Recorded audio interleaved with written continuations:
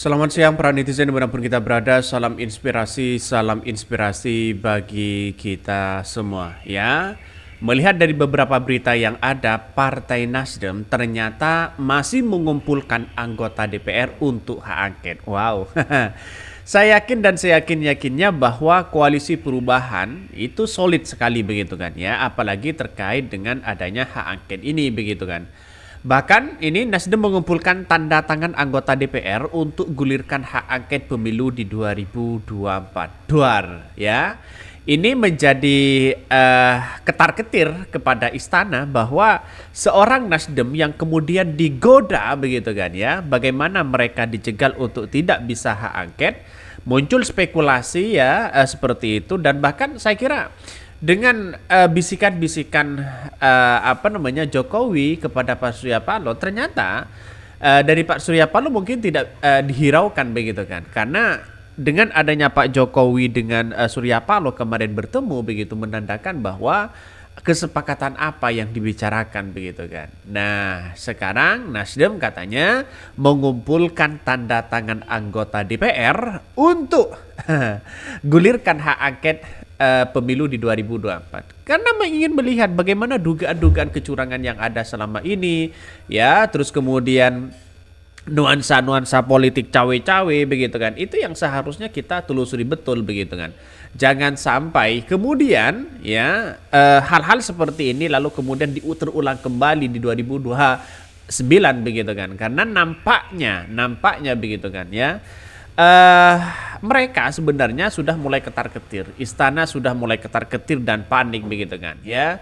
Bahkan PKB sudah mulai dikoda katanya begitu kan untuk masuk ke koalisi Prabowo. Tapi nampaknya PKB tidak tidak tergiur dengan adanya seperti itu begitu kan. Masih solid dengan koalisi perubahan. Nasdem kumpulkan tanda tangan anggota DPR untuk gulirkan hak angket pemilu di 2024. Cara yang dipakai Nasdem ini bagus. Semua anggota fraksi diminta tanda tangan untuk setuju hak angket. Dari sini bisa ketahuan jika ada anggota yang ingin membelot karena ada isu tawaran 10 miliar per orang ya untuk jegal hak angket. Wow. Ini gimana begitu kan? Benar nggak ada tawaran gosipnya begitu kan ya? 10 miliar per anggota DPR. Pantas ya. Nyata-nyatanya begitu kan? Kalau kita melihat dengan sebuah realitas ini, 10 miliar per anggota DPR, ya siapa yang tidak mau di situ begitu kan untuk menjegal hak angket ini begitu. Kemarin kita lihat saja apakah Nasdem dan dan P3 apakah menggaungkan hak angket di situ, masih belum ternyata ya. Ada yang muncul spekulasi jangan sampai masuk angin begitu. Jadi kalau ini masuk angin, wah selesai sudah begitu kan ya pemilu ini begitu. Artinya hak angket itu benar-benar digaungkan begitu kan. Ini taktik yang kemudian dilakukan oleh Pak Surya Paloh. Bagaimana anggota-anggotanya tetap solid ya bersama perubahan menggaungkan hak angket di situ begitu. Bahkan salah satunya secara hukum legislasi harusnya Nasdem dengan perwakilannya menyampaikan langsung di sidang paripurna tadi. Ya, ini kenapa tidak ada, termasuk jika P3 nggak ada. Kalau cuman berkuar-kuar di luar sidang paripurna, DPR buat apa? Nggak ada legalitasnya hukum. Betul, satu sisi begitu kan. Maka yang saya katakan tadi bahwa jangan sampai P3 dan Nasdem lalu kemudian masuk angin di situ begitu kan. Kalau masuk angin, wah jelas selesai sudah begitu. Karena kekuatan PKB, kekuatan dari PDIP ya, tanpa diimbangi dengan nuansa nasionalisme partai itu tidak bisa begitu kan. Artinya apa? Harus ada kubu PKB, harus PDIP, PKS begitu kan, Nasdem dan P3. Mereka kuat, agamis dan nasionalis di situ. Pendukung-pendukung mereka begitu kan begitu solid, begitu di bawah begitu kan. Jadi artinya apa? Artinya kekuatan mereka itu sangat luar biasa. Ya kalau hanya PDIP dan PKB saya rasa bahwa kekuatannya masih kurang walaupun sudah memenuhi syarat untuk hak angket di situ begitu kan. Tapi nampaknya harus diperkuat lagi dengan adanya parpol-parpol yang lain ya yang terus begitu kan ya bersatu di situ begitu. Maka yang saya katakan tadi harus kita bersatu begitu kan. Pemenang hak angket, pemenang akan kita hormati apabila ya didapat dengan kejujuran. Tetapi tidak dengan kecurangan, jangan sampai negeri ini dibangun dengan kecurangan. Hak angket berat karena Jokowi sudah kunci semua kasus anggota Dewan Legislatif ya dengan kasusnya masing-masing. Ada yang kena kasus KKN, kasus KDRT, kasus keluarganya dan sebagainya. Kalau misalnya ada orang yang kemudian tersandra di situ begitu kan ya, kalau memang adanya seperti itu ya kita lawan saja begitu kan. Ya yang namanya hukum itu siapapun ya, yang namanya demokrasi siapapun yang melanggar terkait dengan konstitusi kita ya silakan diproses secara hukum begitu kan.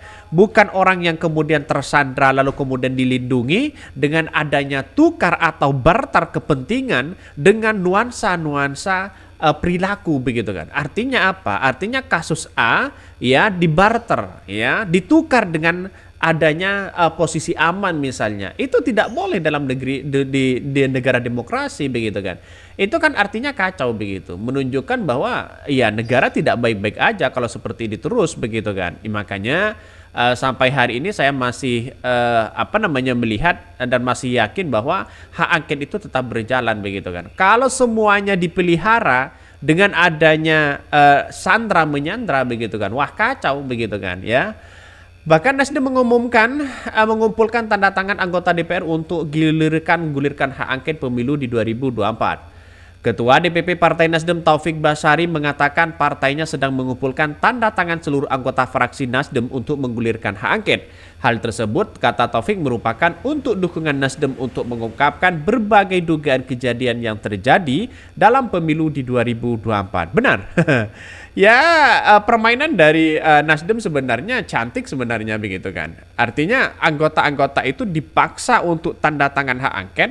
Mana yang kemudian tidak bisa tanda tangan dan sebagainya itu kemudian sesama anggota DPR kan pasti tahu. Nah inilah letak untuk bisa menjadi hak angket solidnya hak angket di situ.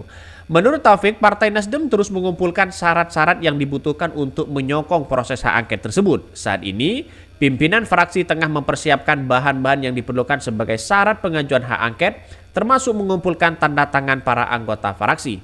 Diketahui dalam rapat paripurna DPR RI yang berlangsung Selasa, Partai Nasdem tidak serta-merta mengirimkan serta dukungan terhadap wacana hak angket dugaan kondisi pemilu. Padahal 3 fraksi lainnya yaitu PKS, PKB, PDIP telah menyampaikan usulan hak angket dalam rapat tersebut melalui instruksi yang disampaikan kepada pimpinan sidang, Wakil Ketua DPR Sufmi Dasko Ahmad. Taufik menyatakan Nasdem tidak menyampaikan dukungan dalam sidang karena dukungan mereka terhadap hak angket sudah cukup jelas. Bagi kita yang terpenting adalah langkah konkretnya.